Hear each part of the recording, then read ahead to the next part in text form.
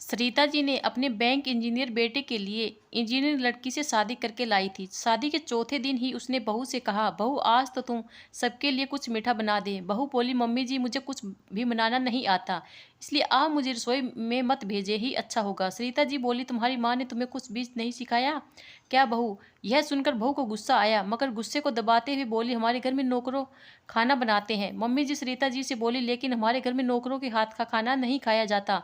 मैं भी एक डॉक्टर हूँ, फिर भी मैं ड्यूटी के साथ घर का हर काम किया करती हूँ। मेरी बेटी भी नौकरी करती है, मगर मैंने उसे घर का हर काम सिखाया है। बहू बोली, क्या आपने अपने बेटे को भी घर का सारा काम सिखाया है? मम्मी जी सरिता जी बोली, वह एक आदमी है, उसे औरतों वाले काम क्यों सिखाऊंगी? बहू बोली, मैं भी आपकी बेटे की तरह एक इंजीनियर हूँ, उसके बराबर कमाऊंगी, फिर मैं घर के काम क्यों करूंगी? सरिता जी बोली, क्योंकि तुम एक स्त्री हो, इसलिए तुम्हें घर के काम भी करने चाहिए।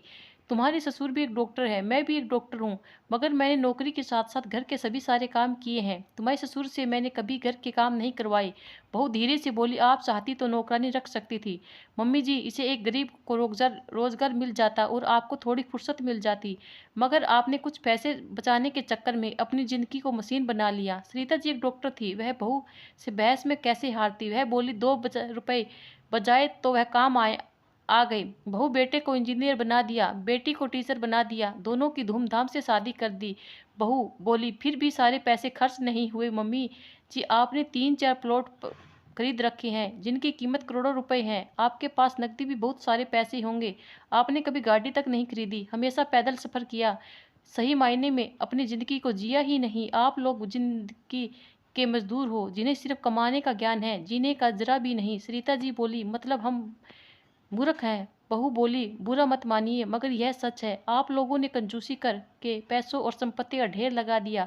आपके और पापा जी के बहुत सारे पैसे कमाए हैं, वह सब मेरे और आपके इकलौते बेटे के काम आएंगे, क्योंकि जवानी में आप खर्च नहीं कर पाए तो अब इस उम्र में क्या खर्च करेंगे? बहू ने सरिता जी की बोलती बंद कर दी थी। अब उसे कोई जवाब ही नहीं सूझ रहा था, इसलिए वह चिल्लाकर बोली, बहू कुछ नहीं बनाना तो मत बना, मगर फालतू की तरफ देकर दिमाग मत खराब करो।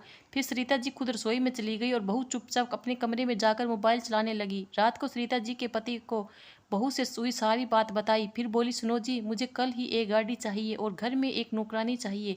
सरिता जी के पति बोले, पागल हो गई हो क्या? नौकरानी तो ठीक है, मगर गाड़ी का क्या करोगी इस उम्र में? सरिता जी बोली, अभी तो 45 वर्ष की हुई हूँ, बूढ़ी नहीं हुई हूँ। कम से कम जो पैसे इकट्ठे किए हैं उन्हें हम खर्च नहीं करेंगे तो बच्चे ऐश करेंगे। आज बहू ने मेरी आंखें खोल दी है, अब मुझे भी थोड़ा सा जीना है। डॉक्टर जी बोले, कई बार तो सोचा मैं भी था कि घर में एक गाड़ी तो होनी चाहिए, मगर खरीद न सका। तो मोबाइल में देख स्विफ्ट कार के क्या दाम चल रहे हैं। सरिता जी बोली, मुझे नहीं चाहिए स्विफ्ट कार, 25 लाख रुपए से ऊपर की गाड़ी लाऊंगी, और सुनो, वह मेरी पर्सनल होगी। घर के लिए लानी है तो और लेकर आना।